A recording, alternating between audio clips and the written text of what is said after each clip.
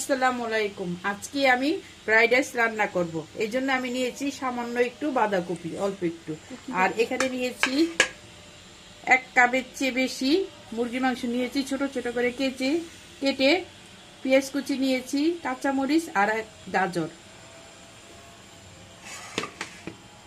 এখন আমি ফ্রাইড রাইসের জন্য পানি বসিয়ে দিয়েছি। এখন এটার জন্য আমি লবণ দিব। লবণ দিব। এখন সামান্য একটু তেল দিয়ে দিব যাতে পোলাও চালটা ঝরঝরা থাকে। এখন আমি পোলাও চালটি দিয়ে দিব, ফুটানো পানির মধ্যে পোলাও চালগুলি দিয়ে দিব। হয়ে গেছে, এই জন্য আমি এখন ঢেলে নিব। পানি জড়া দিব, কল ছেড়ে দিলাম।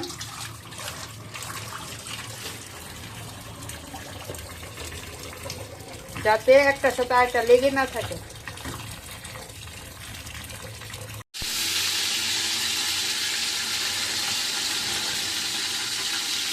ভাজার জন্য দিয়ে দিব, গাজর কুচিগুলি দিয়ে দিব, পেঁয়াজ কুচি দিয়ে দিব, কাঁচামরিচটা আমি পরে দিব।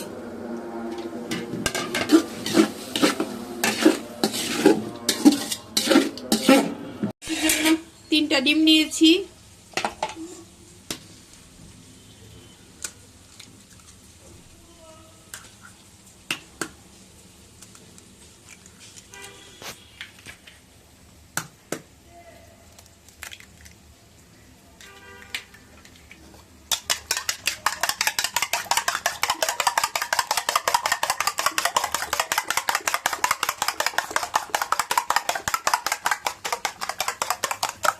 এখন আমি অল্প অল্প করে ডিম দিব এখানে।